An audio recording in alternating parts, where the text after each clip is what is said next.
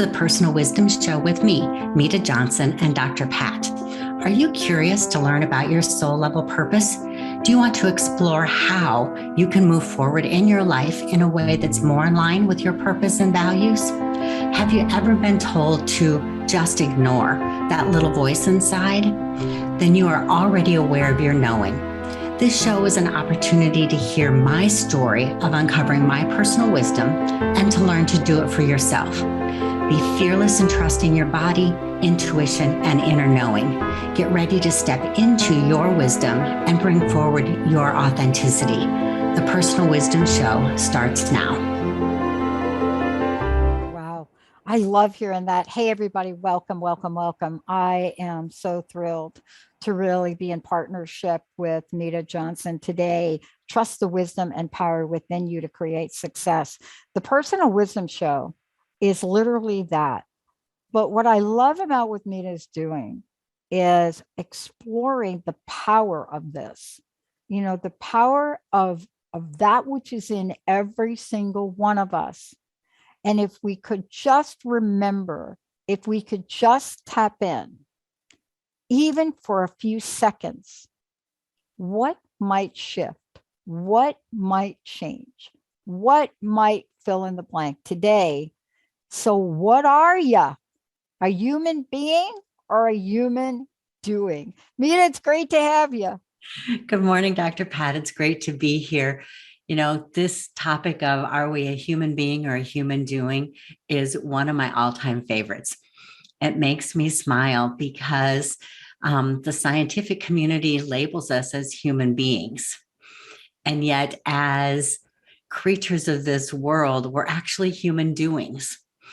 We are so busy running around like the little ants, preparing for tomorrow and thinking about this. And particularly in the Midwest culture where I live, the old adage is, idle hands leads to an evil, lazy mind or a heart or this, we're all coached to always be doing something that we really forget that we were called human beings for a reason.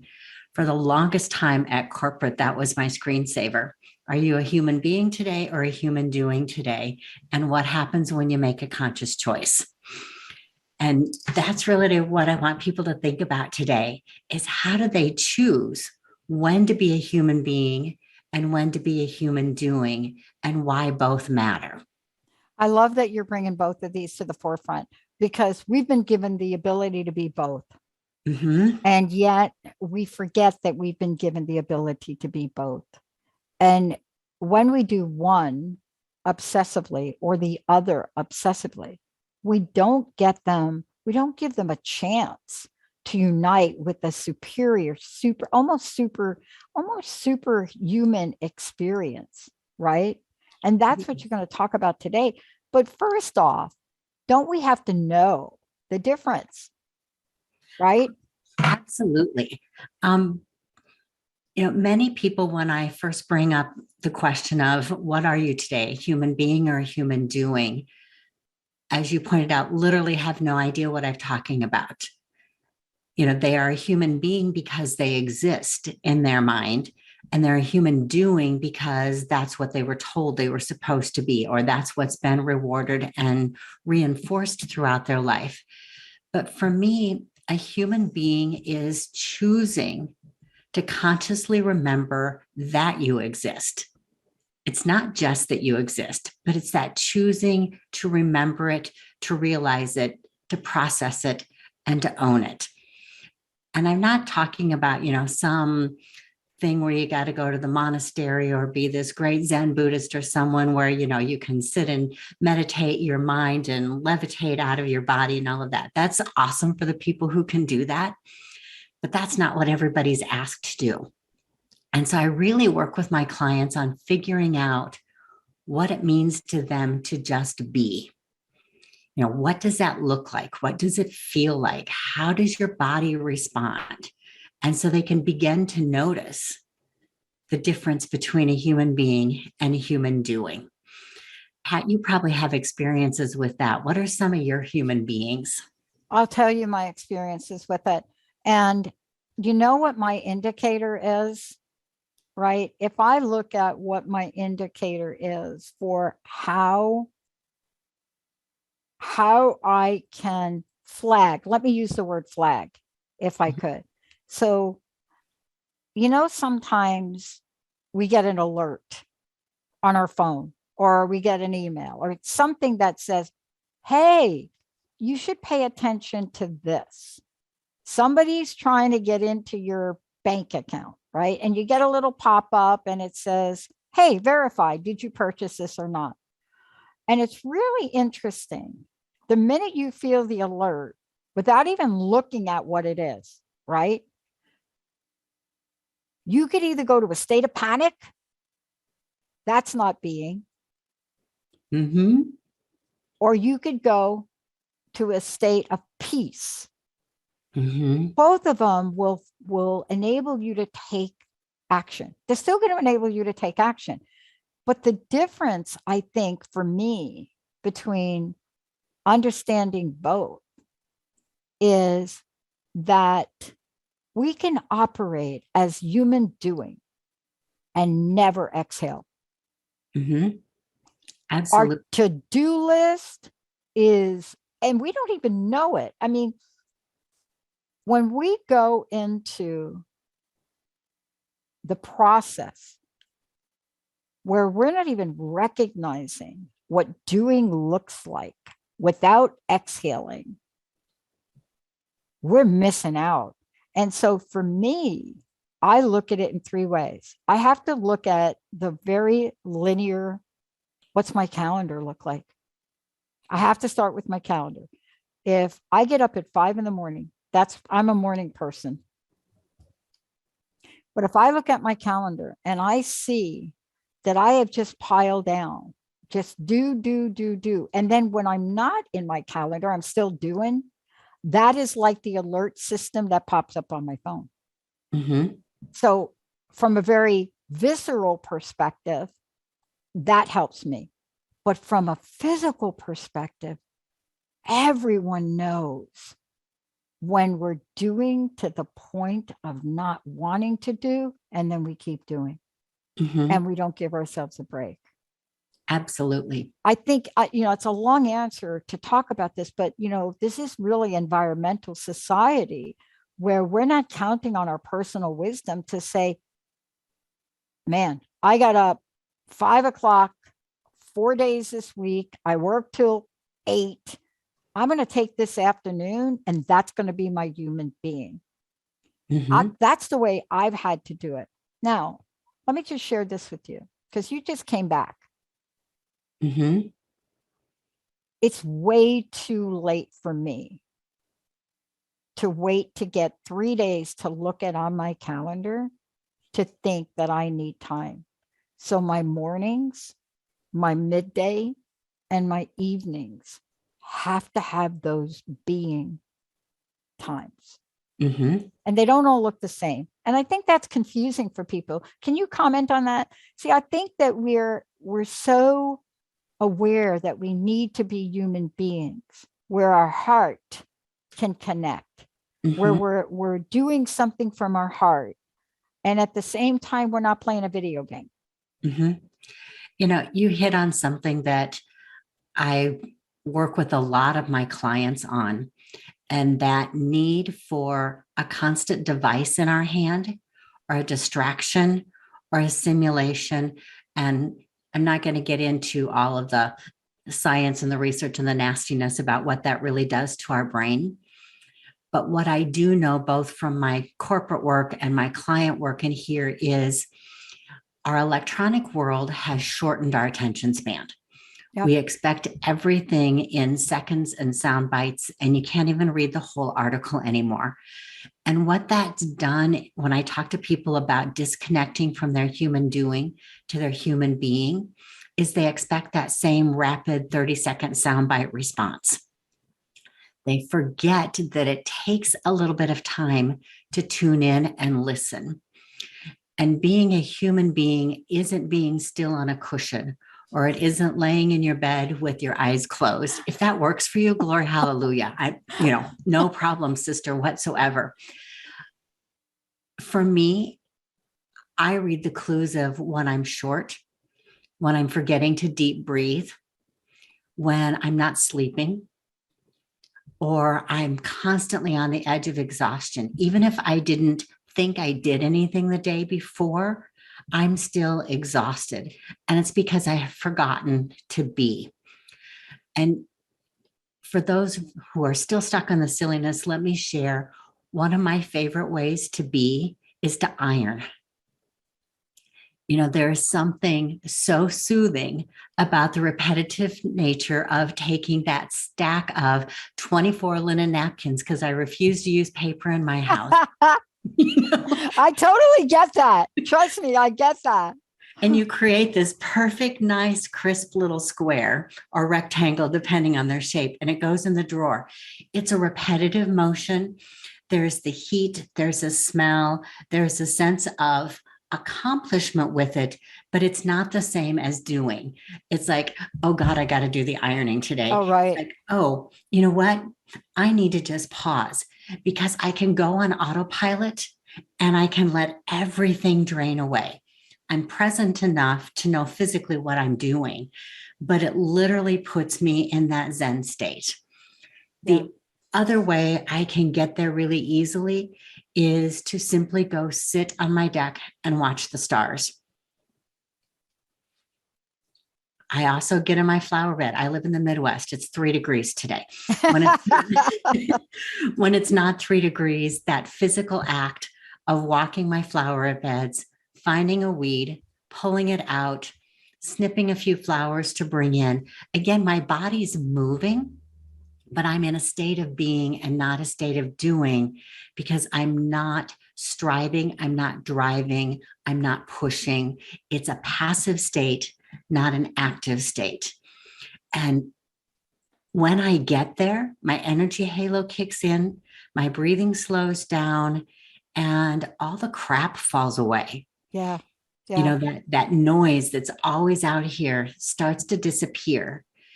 And when I come into and out of that state, I have a much clearer focus on what the priorities of my next state of being a human doing needs to be.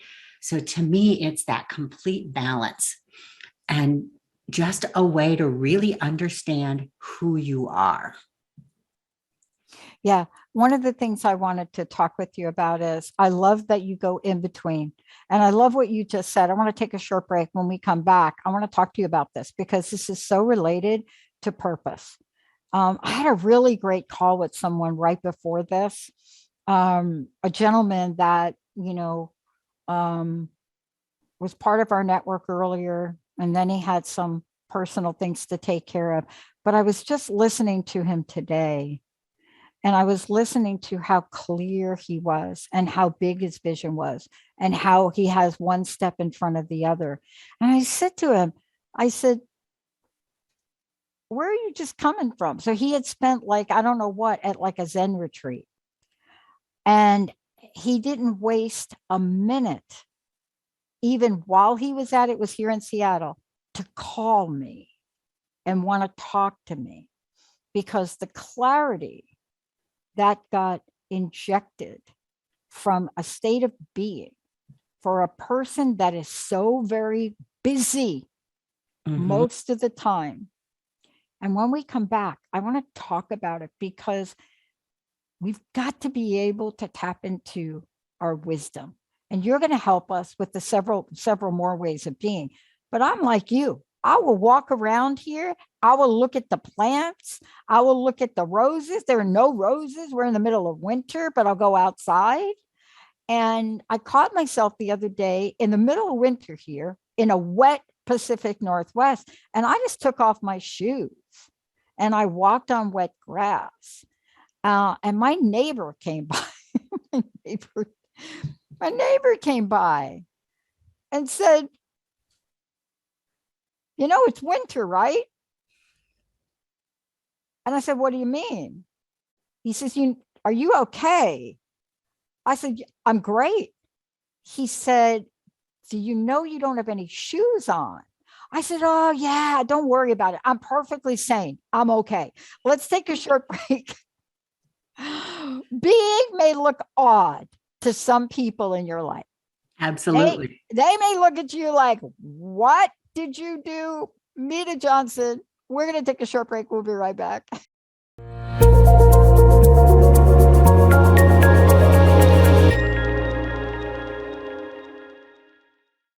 Hey, everybody. I got to just say to everybody, this is one of the most important messages we can bring forward right now. I know many of you have come off of, 24, 26, 28 months of operating in a certain way. And basically, so many of you have been thrown right back into the heat. There was no real transition people for a lot of people that went back to corporate work. And the question then becomes, how are you feeling? How are you doing? And part of what I loved about these past couple of years, other than getting 2 new knees, is that I allowed myself, when I didn't always go into the studios and office, and even now when I went in the other day, I allowed myself to do what Medha Johnson's talking about. And you're going to hear about what the benefits are of this. What happens when you actually allow yourself to do this? Medha, before we talk about a couple of practices, and then later on in the show, everybody, we're going to talk about what the spiritual aspect of this is and what are some of the things and shifts you can do. By the way, if you have questions for Medha, give us a call. 1-800-930-2819. How do people contact you? How do they find out about you? I'm on Instagram as Personal Wisdom Coach, and my website is personalwisdomcoachingnow.com. Both have ways to connect with me, and then I would love to set up a time to chat and just see what you're curious about and how that fits with me and where we would go from there. I love it. Let's jump in to ways to practice being, because I was just chit-chatting with you a little bit, and I'm a great student. I think I could, this is a venue for me. The past 20 years, I've gotten to be a student. I love that. And I was listening to one of the shows you and I did. I can't remember which one, but it literally flipped a switch for me, because I know what we're doing. I know what we're getting ready to unleash here and change. And you could get so caught up in the day-to-day if you are not consciously active to get that space. We are missing out on the creative energy that is our birthright. Tell us about that. Mm-hmm. So my head is caught on something that you said when we came back from break that I need to go back to. Sure. Use how are you doing today? That's a doing word. Isn't it? What would happen if you said, how's your being today? Right. You're really inquiring about the essence of the person then, and not the actions that they're doing or the situation that you're sitting in the moment. But it's a way to connect with someone on a really authentic level.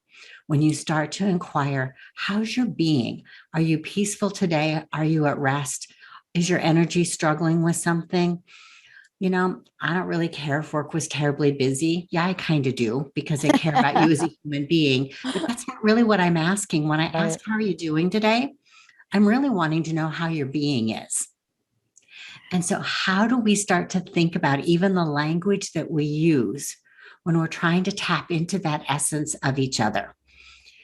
And, quit using the action words, because that's not really what you want to know. So when I work with my clients, there's really a mandate that every time they create action steps for themselves over the time from now to the next time we meet, one of them has to be, how are they bringing being into their life on a daily basis? It lets people really explore what that can look like and what that means, and to learn why it's important. I think as little kids, we're automatically human beings. We stop and we stare at the ladybug when we walk. We giggle at the things that make us happy. We haven't had all of that socialized out of us. Yeah. what I'm really inviting our listeners today and my clients to do is to undo some of that socialization and go find those little moments of joy. You know, a brand new stick of gum that tastes like cinnamon that makes you smile and remember when you kid, that's a being moment. You know, you're in the grocery store and you smell somebody's perfume and it reminds you of your grandma and Oh you my stop God. and you smile. That's a being moment. Instead of just dismissing it, what would happen if you just took 30 or 45 seconds to stand there and revel in the emotion and the senses and the feelings? Your body is giving you those clues all day long, inviting you to stop and to be. You know, earlier in the show, we talked about, ironing works or gardening. Those are conscious acts. Yeah. And I think there's both the unplanned moment and the planned moments of being. And, the scent of your grandma's perfume or the act of, you know, hearing a snippet of a song that makes you just want to stop and dance and sing with it for a minute. Totally. That's your body telling you, let your human being come out. Celebrate your joy, celebrate while you're here. Find that moment and live in that moment. It only might last a few seconds. And we forget to do those. So when I talk with people about practicing being a human being, they go to the serious ones. They go to, I need my meditation, or I want, my headphones go on for 5 minutes in the morning, or I don't do good at that. Or is my journaling when I'm being a human being? Maybe. I don't know what's happening with your journaling. It might be like my ironing.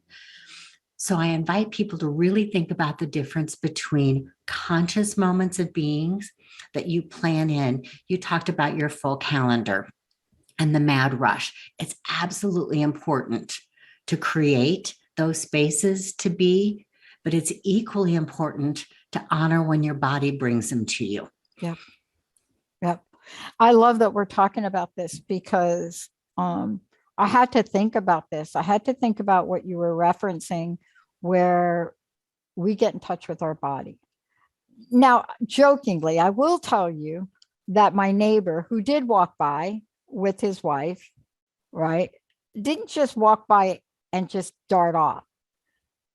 He was fascinated for a moment. People that are out walking, they're walking. They'll walk by you and, hi, how you doing? But he stopped, right? Mm-hmm. And he stopped.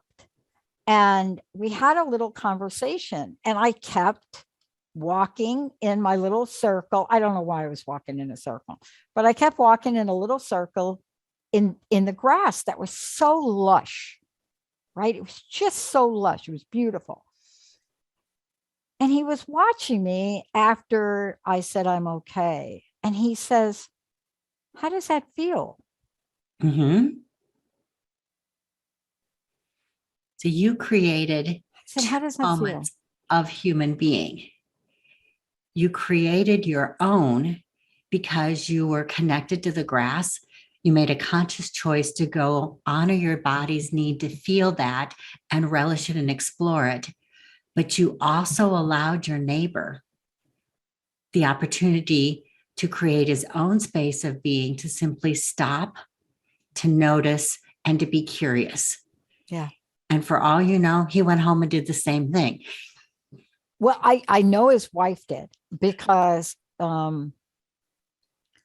she started to talk about a ritual in her family. She was from China. Mm-hmm. And she started to talk about several rituals, right? Until she would have stood there talking with me for like an hour, I think. But she started to talk about this. And, when they walked away, and I heard them, but they walked away, I heard her turn to him and say something like, we need to do things like that. I'm paraphrasing. Mm-hmm. But we need to, walking is great, but maybe we should do things like that. Mm-hmm. Maybe we should do more of that. I don't know what he said because they were beyond me, but just that moment, right? How do people tap into those moments for themselves? Because what I hear from a lot of my friends that have tried meditating or tried, they're frustrated with the fact that they think, which I don't think is true, that there's a certain way you do something and that's it. But how can we share with people that this is available to Mhm. them? Mhm. And from your perspective of personal wisdom. You know,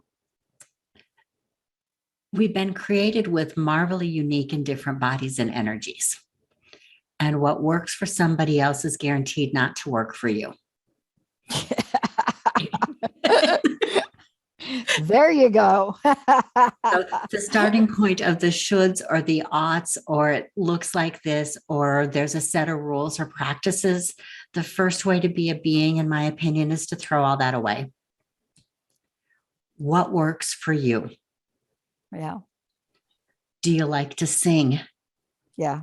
Do you paint? Do you garden? Do you have complicated chessboard setups? You know, every one of us has a place in our soul and a place in our body that's our happy spot. Yeah. You know, whatever that passion thing is, I invite my clients to start there. If you're a gardener, what about that gardening that pulls you?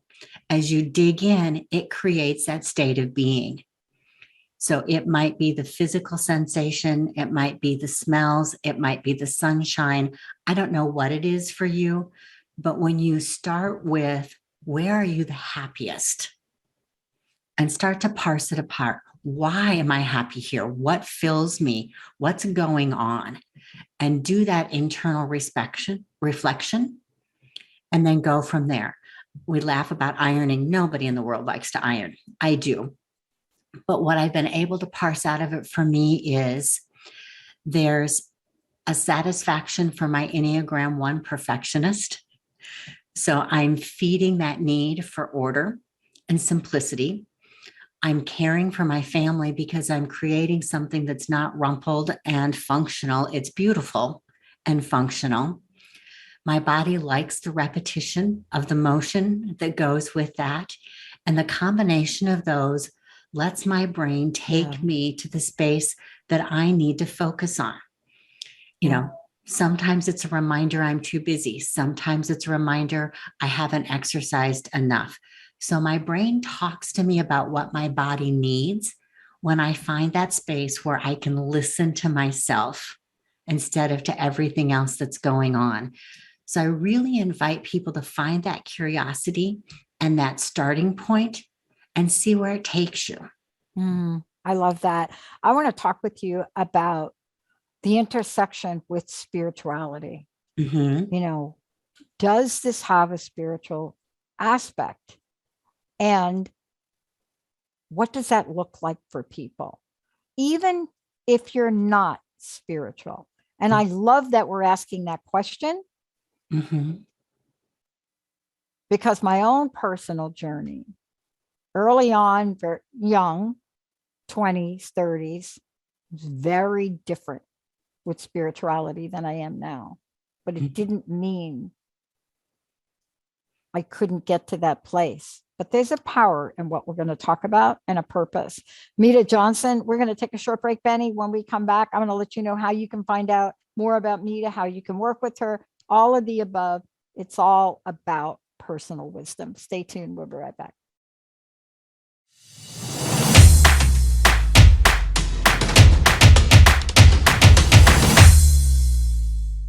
Hey, everybody, welcome. You're listening to the Personal Wisdom Show. Medha Johnson is the host of this show, and it's about trust the wisdom and power within you to create success. This is her passion, her purpose. I get to have these conversations with her, and it truly is an honor to do that. Medha, what is the best way for people to reach out to you? But also, people can work with you. Everything we're talking about today, you help your clients with. You help them in any way you can tap into that personal wisdom. What is the best way for them to reach you? Absolutely. I work with people from all walks of life who are looking to know what success is, how to own their wisdom, and how to live their best life by tapping into that. And the best way to find me is my website. It's personalwisdomcoachingnow.com. It has a contact form on it. And you send that to me. We find an hour that works with our schedules, and we have a great conversation. And at the end of that, we decide if I'm the right partner for you or not. If I am, fabulous. If not, I got to meet somebody really new and interesting. And it's a beautiful way to spend an hour of time. So thank you. I can only imagine. It really is. Thank you so much. And we're just going to go right to the top of the hour because I want to make sure we're really talking about this before the break. I asked you a question. I talked a little bit about the spiritual aspect of this. I'd love to hear your thoughts on this. I think many people that I talk with are afraid to acknowledge their being because they believe it has to be spiritual. That, well, I was raised Christian. So if I do this meditation, then I'm really practicing something that's not acceptable in my church or my form. And I listen to that, and you always honor where people are coming from. And that's where I come back to, what does spiritual mean to you? You've been taught to pray, perhaps. You've been taught to say the rosary, perhaps. You've been taught to kneel on your rug at specific times of day. Every religion that I'm aware of has an aspect of ritual to it. Yeah. When you dig into it, that ritual is really about creating that state of being. It's that state of openness and connection and deep listening to yourself, to however you identify source, whether it's universe, whether it's a named being, doesn't really matter. If you're a person who's not connected with any of those, your soul and your energy still craves that connection. And that's where you might find it in your ironing or walking barefoot in the grass, or losing yourself in a piece of music. Ritual can be an awesome way to create being. We were just referencing on the break, the power of the Japanese tea ceremony. There are all sorts of things out there that are gateways and maybe the end way. Maybe that's really what you need. But it can be as simple as singing in the shower. Yeah. Or, staring at the stars from your favorite chair on your back deck. It's that letting your mind and your body relax and flow together and really hear what's going on inside yourself. Not the chatter, the to-do list that you start with, because everybody who's tried to meditate in the monkey mind, I'm not asking you to let go of it or get past it. If there's a success state with this, the success is finding what works for you. But the more you connect with your human being, the clearer that voice and that wisdom and your body knowledge is, and the clearer you are about what comes next. Find those moments. It can be 2 minutes in the day at the grocery store. It can be sitting in the car in the sunshine at the stoplight. So don't make it bigger than it is, but honor the power for how big even the littlest things are. Mm-hmm. I am so loving this conversation because you provide us with an aspect of personal wisdom that is available, adaptable, and immediately on demand for anyone. And what I love about what you just shared is there's a non-judgmental aspect of this that we so can embrace. And, part of what you're saying today is you're saying that this can come in many forms. Mm-hmm. Nobody owns the book, you don't have I work for the phone company and there were reams of guideline books on everything you did. Before you signed anything, you pulled the general instruction out and you read it. But that's not what we're talking about here today. I want to ask you this question in regard to this, and that is, when we practice this, when we create that shift to the art of being, I want to ask you about how you would describe the world of possibilities and creativity that becomes available to people. I can tell you what happens for me. Yeah, for sure. I don't know what happens for you. What I do know is it's observable. So I can see when someone I'm connected with moves to that state of being and out of doing. Your body physically changes and reflects that mental shift. For me, I feel like perhaps you do after you've just gotten out of a relaxing bath or a hot tub, or if you're a runner, that runner's high feeling. Again, everybody's body responds a little bit differently. But for me, it's knowing that from a cell level, emotional level, physical level, I'm all connected in the same space. I am literally whole when I am functioning as a human being. It's a space where I hear really clearly what should be present for me. It's guidance, it's awareness, it's sometimes repentance, because as human doings, we make mistakes. And so the best way to let go of that is to bring it into being and reflect on it. What did I need to learn? What do I do differently? And Yeah. now I'm done with it. Amen. Yeah, no, totally. It's that what you just said right there, that right there, that aspect of being clear can clear out decades of sludge. Mm-hmm. You know, we carry a lot of things around with us, Nina, right? We do. Boy, we do. And we don't know it when we're in human doing, Mm-mm. right? You do at the unconscious level. That's where the Yeah. aches and the pains and the discomfort, that's where your body's telling you something needs to shift. Mhm. But when you move from experiencing it to knowing it to releasing it, that's when you're in your being state. Yeah. You know, it's interesting. The office, Jessica and Linda, anybody in the office will tell you that when they look into my eyes and see this look on my face and I walk towards them, I'm about to say something like, oh my gosh, I just got a download. I've got a great idea. Mm-hmm. Okay. And it's really true. What I've had to learn about that is formulate the idea in a way that your team can understand it and know what part. It is that thing that you take that comes from being, which doesn't really have any tangible structure, but you want to take it, that new thing that you now have, and do something with it.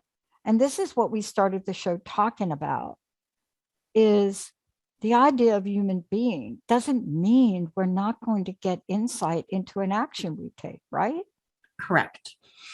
That's the confusion. Yeah. Being can help you to be simply relaxed, clear, and available. It can be a chance to clear out what's cluttering you and to let your mind process. It can be a perfect creative state where the newest symphony shows up. But what you've done is open the door for any or all of that or none of that to happen in any of the moments. If we expect, in my experience, that every time I tap into being a human being, that something marvelous is going to come out of it, what we've done is shifted it to a doing. It's another way to do something. And so I invite people to celebrate what shows up in that time and work with it, but don't go to that time specifically to get there. Yeah. Because then you've created just one more action item on your list. Yeah. And it's let it flow.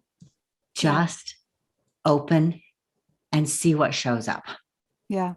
I mean, I got to tell you how absolutely exciting it is to be able to talk with you about this, because I have to be reminded. I mean, I have a lot of tools in my toolkit, but I also have a forgetter, right?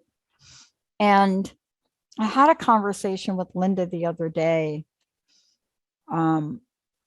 after an insight I got from one of my spiritual teachers that I listened to. And I said, you know what he said? I said, he said a lot of things. So I'm just going to give you the punchline. What he was talking about was, if you believe in a benevolent energy, you know what I mean? Like life force, Mhm. God, Buddha, whatever you Mhm. believe in, whatever your spiritual practice is. If you believe that is a benevolent energy, that your birthright here is to experience personal wisdom and an amazing life, whether it's going to Costa Rica or walking on the grass. Mhm. And I said something to her the other day after I got out of I use a couple of devices. I have something called Brain Tap, and the minute that I take it off, right, I am flooded with ways for me to calm down, Mhm. insights that I didn't have, where I was blocked. And here's what I said. I said, we could fall trap to the illusion of fear, Mhm. and we will do and do and do faster and harder with the illusion of fear and doubt, right? Yes. Fear and doubt. Yeah. Those two strange bedfellows, they are the showstoppers. I They are said, powerful motivators. oh my God. I said, but here's what I got today from listening. It's an illusion. Mhm. And you have to trust in your personal wisdom and the insights you're getting and not be overtaken by fear. And you can't do it if you're human doing, right? Right. Fear is a doing activity. It forces you into an action. And being allows you to acknowledge the fear, understand its source, and make a choice. Yeah. And see, that's the freedom in what we're talking about, isn't it? It And is. so there is a freedom to understanding what's available to us. And there are spiritual aspects of this for so many people, right? Walking in the grass barefoot, that has been a spiritual practice. I looked it up, I Googled it. That has been a spiritual practice of so many cultures for so long, right? Mm-hmm. Now, certainly I didn't look it up and then go walk in the grass. I just decided I'm out there, take the shoes off. Um, but this is also, can you just share this? Understanding and learning these practices. Can we talk to our audience about what they can expect? Because people want to know, how will this free me? How will this help me? And I know we were talking about it today, but I know you've experienced some amazing things in your life that if you were not at the human being stage, you probably wouldn't have. No, I think what I wish and hope for anyone who wants to really understand how to be their human being is that they find the peace and the trust and the sense that I am worthy. There's different words, different feelings. So many of us live with the I'm not enough, but you are. And when you can hear that internal wisdom, when you feel it and when you know it, there's that sense of the universe cares, that you actually matter. You are literally here for a reason. For me, that ties to my life purpose words. Yeah. For you, it might tie to something else. Because again, every one of us is an individual with our own needs, options, and reasons for being at this place and at this time. But when you trust yourself and you find that thing that transports you there, you have a gift that nobody can ever take away from you because you can do it anywhere. And talk about grounding and empowering. That's what I wish for every one of us today and for everyone who's listening, is to find that way to tune in and to be empowered and to truly trust that you are worthy. Mm. I want to really link this back in this, last question that I really would love for you to explore with me. This is all tied into personal wisdom. And yet we may not really understand the depth and the importance of that. But it goes back to what you teach. It goes back to what you coach. And you said something so important, really important for us to just talk about a minute. Without trust, and I'm not talking about trust your best friend, I'm talking about without trust in yourself and trusting what is being revealed to you. Somebody said to me yesterday, when you come from heart and heart-centered, there is no confusion. Mm-hmm. Isn't that the essence of what we're talking about here when we take personal wisdom and human being and put them together so that when we are in our human doing state, we're fully aware, we're on purpose, we're on track, even if it is about ironing. Absolutely. When you are in that place of human being, you are in full alignment and that heart wisdom leads, and you just know what needs to happen to be an effective doer. Yeah. And again, it's a choice and it's listening. Call it your intuition, call it, your ego that sits over here on your shoulder. I don't care what you label it.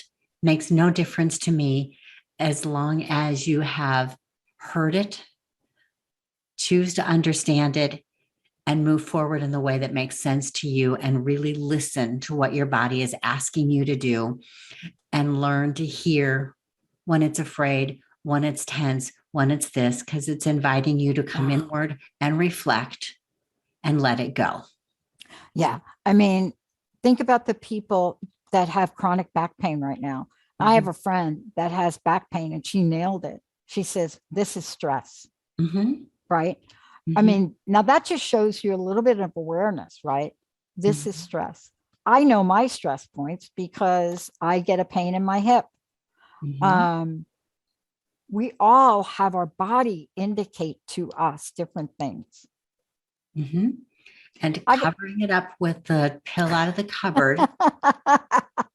Thank you. We'll buy you some time, but your body will not quit talking to you until you really listen to it. I don't know if I'm going to find, I don't think I'm going to find you. I've got this image of you at the ironing board now. And believe me, I grew up ironing my dad's shirts. I learned the meaning of instant gratification. That's why when doing the work I do, I have to do the work I do for the network. But I'll tell you, I have about 5 clients I work with where we're actually developing things I can see. I got that from my dad's shirt. There's nothing more beautiful than ironing the shirt for my dad and just watching him put it on with the tie. I mean, that sounds crazy, right? But I get the whole ironing thing. Thank you for today. I just love this conversation because it is a reminder of what's possible. And we just have to use this to dodge that fear bullet, because fear just doesn't get us where we want to go, does it? No, it holds us back. Yeah, it's actually the reverse energy. Medha, one more time, how do we find out more about you? And just leave us with your personal message today. Thank you so much for this.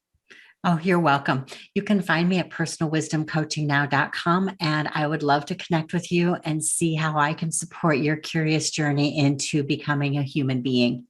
I love Thanks, it. Dr. Pat. We'll see you next time. I love it. I love it. You just got me like, I may even pull out my ironing board, right? And I promise not to have a bowl of ice cream out there when I have it out there. And all the grandmas in the world will rejoice because they're the only ones who know how to iron. Yeah, either that. The people that are listening, they're saying like, what the heck are they talking about? Exactly. Thank you so much. Let's take a short break, everybody. We're not done yet. We will be right back. Thanks for tuning into the Personal Wisdom Show with me, Medha Johnson. Join me every month for a conversation on key topics that will help you think about success, wisdom, and your time here in a new way. We are all here at this time for a reason, but by uncovering that and learning to live your life on purpose, we can truly change the energy and impacts of the world, one human being at a time. To learn more about me, visit my website at personalwisdomcoachingnow.com. We all have a soul level purpose. Tune in next time to transformationtalkradio.com to discover yours.